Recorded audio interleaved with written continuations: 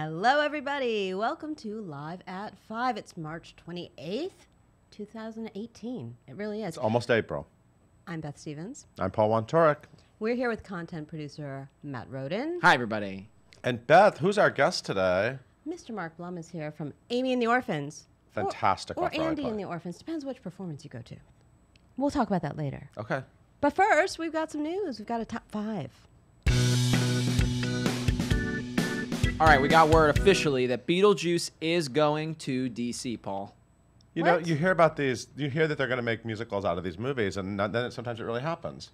Sometimes this is one of them. Beetlejuice. This is the 1988 Tim Burton classic. Yep, Michael Keaton. Michael Keaton, Gina Davis. And it's about a couple that died, and then their home is haunted, and they hire this sleazy dead ghost to get rid of the new people in their home. That's the plot. Is that the official plot description? It's happening in Washington at the National Theater, where Mean Girls actually just started, right? Performances will begin in October. Exact dates to be announced, but it is being written by Anthony King and Scott Brown, with a score by Eddie Perfect, who is the Australian guy who's writing the new songs for King Kong as well. Yeah. So Eddie Perfect is kind of like next season's... Up and coming. Yes, exactly. Alex Timbers will direct, and Connor Gallagher will be the choreographer. Cool. So, and you know, it's pre-Broadway, so get ready for it. Beetlejuice is coming. We heard about this a little bit a while ago, but we got today more casting for The Wiz at the Muni, Beth. That's right. So you all remember when Nathan Lee Graham was here, driving us crazy, being hilarious, doing his crazy because he's so funny. Oh yeah. You know him from LA to Vegas, and of course his famous Eartha Kitt impression, which he did for us. Anyway, he is starring in The Wiz. He's playing the Wiz. He's playing the Wiz, the Andre DeShields role, as we know, this summer. And he's a Missouri native. This is at the Muni. And it's going to be directed by Dennis Jones, who did Holiday Inn. It's going to be choreographed by Camille A. Brown, who is now represented on Broadway by Once on This Island. Fantastic choreographer. It will run from June 19th to the 25th. The company, listen to this cast, seriously. Jared Grimes, do you remember him from After Midnight? Of course. Talented. He will play the Scarecrow. Michael Kilgore with the voice, the guy with the voice, from Motown as the Lion, and James T. Lane from the Scottsboro Boys as the Tin Man. That's a good cast. I need to go to the Muni. I've never been there. I have never been there It's either. outdoors, right? Road Have you trip. really never been? I've never been never there. been either, but I just feel like it's too far to drive for the weekend. I guess that's true. That's true. We got casting also for a new musical, Unexpected Joy, Paul. Unexpectedly, we got casting today. The York Theater is presenting Unexpected Joy, which is a new musical, book and lyrics by Bill Russell, who of course wrote Sideshow. Of course. And music by Janet Hood, who wrote Elegies for Angels, Punks, and Raging Queens, which is sort of like a culty musical that Bill Russell. It's an AIDS review. Beautiful show. Anyway, so they're doing it, and it'll be directed by Amy Anders Corcoran. It's a 4-member female cast with Courtney Ballin, Allison K. Daniel, Luba Mason, and Celeste Rose. And it starts April 24th, and it's about 3 generations of female singers and a lot of tension and Cape Cod. Those are all the main plot points. Also not the official plot description. We got a new vlogger, Beth, that people are going to be very excited about. Yes. So we have a new vlogger starting next Thursday, April 5th, Erica Henningsen. Ah. She plays Katie in Mean Girls. Yep. That's a Lindsay Lohan She's role. not the mean girl. She's, Well, we're not going to give that away for you. In Act 2, she gets a little Maybe mean you've never girly. seen the movie. Maybe you haven't seen the movie. Yeah, I'm so excited. It's called Too Gruel, Grool, Too Gruel for School. Surely you know what I'm talking about. Aren't you clever? I am, yes. I'm very excited. I'm very excited. And so is she. She's already working on it. And last but not least, a new show is beginning previews on Broadway tonight. The Donna Summer musical, Paul. Hot stuff. Good one. I thought you were going to sing. The hottest stuff at the Lunt Fontaine since Lunt and Fontaine were there. This is a new musical featuring all your favorite disco songs. From and Donna Summer. LaShawne's and Ariana DeBose and Storm Lever as Donna Summer. We are excited. It is finally here, directed by Des McAnuff. It opens April 23rd, but tonight is the first preview. There's going to be disco balls. There's going to be glitter. You saw it in gonna be California, hair. didn't you? Huh? You saw it in California. I didn't saw you? it, but as I famously always say, it was the night the lights broke. So I didn't see any of the disco lights. I just heard Oh. the music and the performances, which were amazing, but I want to see the lights. That's why you start out of town. But That's why they you did have try a out. disco ball. They did have a light on the disco ball. I think maybe there was a flashlight on flashlight. or something. But it's fun. Anyway, That's so the magic happy, of live theater. Yeah, Happy that's first live preview. theater. Happy first preview, everyone over at Summer, the Donna Summer Musical. I don't We think love you're supposed titles to with say the colons, colon. don't we, Beth? We love punctuation. Can I also do a quick plug for our new podcast? Oh, yes, Because please obviously, do. Live at 5 is a podcast, and you might be listening on your devices. Hello, but, listeners. you can also hear Show People as a podcast now. Show People with Paul Wontora. Yeah, my talk show. So anyway, Thank go, you for the go plug. get that. Go subscribe. And Thank I'm you going to for the get plug. out. Yeah, get out. Because Get out. there's a real theater. There's an actual actor Yeah, that's here. I know. Yes. Matt. Yes. Will you tell us about Mark? I would love to. Mark Blum has appeared on Broadway in Lost in Yonkers, The Graduate, as well as revivals of Gore Vidal's The Best Man and 12 Angry Men, and many more.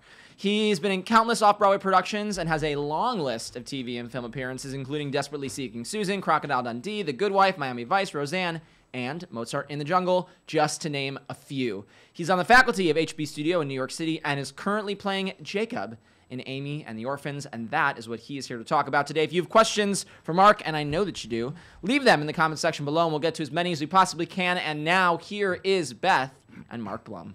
Hello, Mark Blum. Thank you for coming in. Thank you for having me, in spite of the fact that I don't do a good Eartha Kitt. That's fine. I wasn't going to ask Yeah, you to right. do that, but if Okay. you want to purr, I don't please do- feel free. I have Anytime. nothing. I have nothing for Let's you, move yeah. on, shall Yeah. we? And Matt just told us a few of your credits, but you Yeah. are the definition of a working actor. You are everywhere. Knock Knock on on whatever something. this is made out of. I don't know. Formica or Yeah, something. knock on Formica. Yes, I'm lucky. I really have been working for a long time, and I keep working, even though most of the people I work with now are much younger than I am. Oh, stop it. Mark, could you Stop do me a it. favor? Could you pull the microphone just Let me. I right was in front of actually your just mouth? Because I just want to hear We you. want to hear Oh. you. Perfect. Oh, you want Mark, to hear let's me? talk Yeah. about Amy and the Orphans. Okay. What a gem of a show. Yeah. So this is Lindsay Ferrantino is the playwright, Yes. and it's just a surprising piece of work. You just don't know where it's going, which Yeah. is wonderful. Tell me what you felt when you first read it. Well, I've said before about this and about other pieces that the thing that always attracts me is when something surprises me in terms of whether it's going to make me laugh or whether it's going to make me cry or whether it's going to make me uncomfortable or whether it's going to tell me something I never thought I was going to hear. And this is a play like that. So when I All first of read those it, things, yeah. right? So when I first read it, that was my first thought: is that it reminds me of life, because it's complicated and it doesn't tell you an easy answer to it. It doesn't give you a question, then give you an easy answer to it. It actually It plumbs the gray area. It really Yes, does. it does. It does. And you have what wonderful scene partners you have Yes.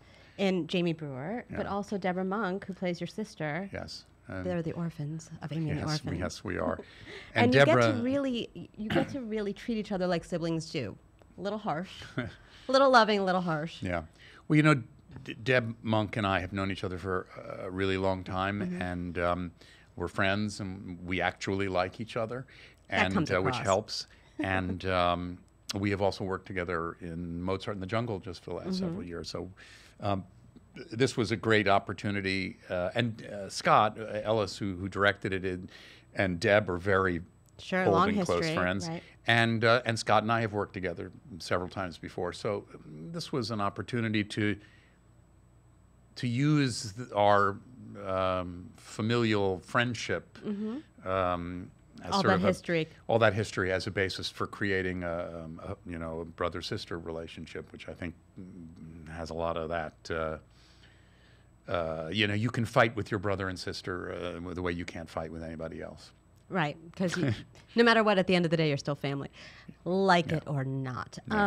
As I said in the beginning, this is also sometimes called Andy and the Orphans. Can you tell us about that? Yeah, on Wednesday matinees and Saturday matinees, we have Eddie Barbanel playing the role of what is in the What other Jamie shows Brewer plays, that Jamie right. Brewer plays, and so when he does it, it becomes Andy and the Orphans, and we have to remember to call him Andy, which is easy when you're looking at him, but sometimes hard when he's not on stage and you're talking about him and you're used to talking about Amy, and we also have to change every pronoun. So Yeah.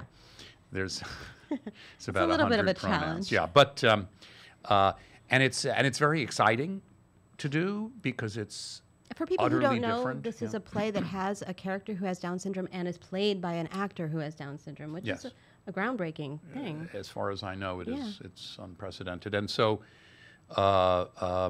so Jamie and Eddie both have Down syndrome, and they're both remarkable people, Wonderful actor. as well as actors. And but it utterly changes the dynamic of the play too when you change it from. They're such different people, as well as being of different genders, Right. that the play just changes and becomes a different play, and you can't sort of fight that. You have to sort of go, oh, okay, we're going. Keeps you on your toes. Yeah, well, it sure does. Yeah, yeah. Let's talk, if you don't mind, let's talk about how you started in the business. Let's go back. So you're from New Jersey. Yeah. When Yes, did I am you- from New when- Jersey. when I did will you say start? my mother came to the play today, this afternoon. So Oh, my mother came in wow. from New Jersey. And, she's 91. She came in with my sister who brought her in. And so, yeah, so I'm from Maplewood. Well, I'm originally from Newark, New Jersey, and then later Maplewood, New Jersey.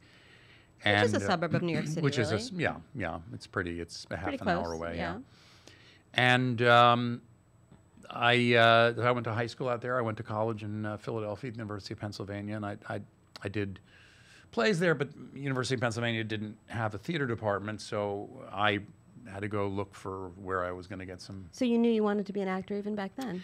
I knew I wanted to be an actor at some point during college, but I didn't know when I went to college, or else I probably wouldn't have gone. What was your first play that you ever did?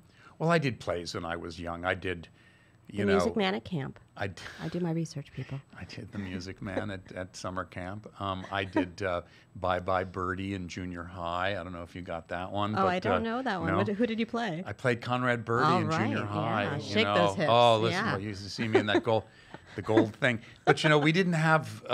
It was not very high tech. The people at Maplewood Junior High, they Maplewood didn't know how Junior High. to make it, so they got a pair of jeans and then they spray painted them and put glitter on them. But then Were they a little stiff? they were so stiff that I couldn't move, and so I was trying to dance around. It was very difficult. So then they got another pair, and they made them way big, and then they could spray them. But then right before I went on, they would Tighten them up. tighten them up or something. It was a nightmare. But I was Conrad Birdie, and then in high school I did a couple of plays too. I did like Guys and Dolls. I played Nathan. What Detroit. hooked you? You played Nathan Detroit, too. Yeah, Wow. Well, yeah. What range, Conrad Birdie to Nathan Yeah, Detroit? I know. I think the thing that hooked me was the sense of community and the sense of family and the sense of sort of a bunch of people with a common goal and working together, and especially in a community. I mean, I grew up in a community. I think too, where back in when I was growing up in the 50s and in the 60s, it was a pretty conservative sort of place where people judged each other a little bit on how they looked and what shoes they wore, and then I found that the theater community wasn't that. Very welcoming community. It was welcoming to me there. It's been welcoming to me in a lot of places in my life when I needed and embraced the sense of community and the sense of openness and non-judgmentalness Yeah. about who you are, as long as you want to make a play. Come on in. And not only plays, you've done a lot of films and I have. TV. Yes. You- Yeah. You did some very big films. I did. Well, yes, I did. Yes. What would you? What were you? No, I want to hear what you think. No, of I it. mean, I think that my first big part in a film was Desperately Seeking Susan, and that was sort of- also Laurie Metcalf's first film. Yes, You played she- sister and yes, brother. she played. I have a history of playing brother and sister with some With interesting people. Interesting people. Yeah. You're the Yeah. great sibling. Yeah. Yes, Laurie was in New York. She had just come to New York with Steppenwolf to do Bomb and Gilead. Right, She right. was doing Bomb and Gilead, and I got cast. And I said, well, okay, who's playing my sister? And they said, Laurie. I said, well, I guess I should go see her in this play. And so I went and saw the play, and it sort of knocked me out. And then so we're still friends. That's Laurie nice. Metcalf, Madonna. Yeah. Tell me about meeting Madonna for the first time. I know you've probably told the story before. Well, no, I mean I've told it, but I can't tell all of it. But I'll. What? Yeah. Please do.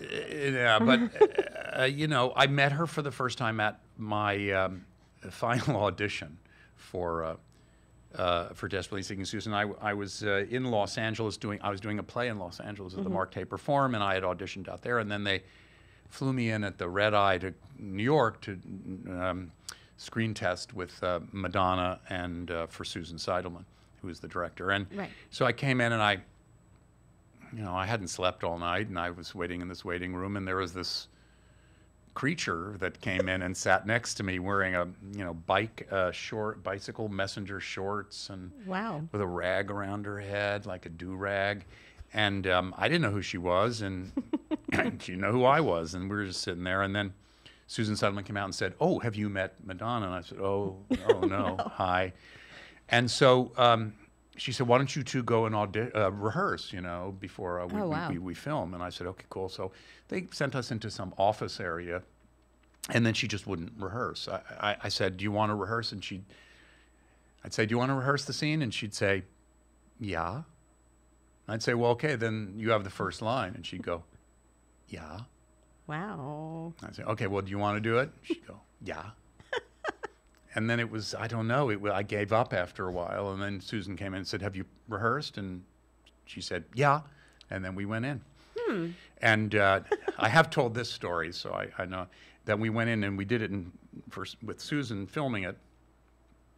And in the middle of the scene, it was the scene in the movie where we first meet in the danceteria. As one does. Yeah. And while we were doing the scene, Madonna sort of leaned in and started sort of kissing and nibbling on my neck. And which was not implied in the that was script, not in the script. I know. And then so we got to the end of the scene, and Susan said cut, and she said, "Okay." And then she let Madonna go, and Susan said, "Well, Madonna likes you." I guess she does. I said, "Oh yeah." She said she hasn't, She hasn't nibbled others. She hasn't nibbled the necks of any of the other auditioners. So yeah.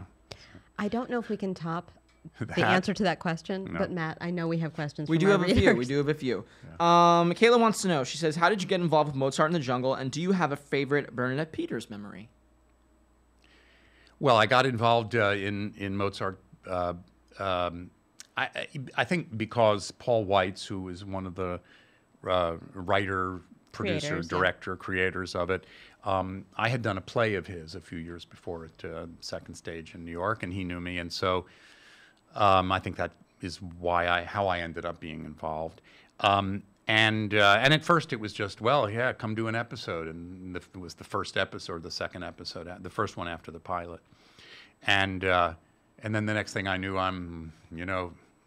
it was really real, and I was in every episode, and it was sort of fun, and it is still fun.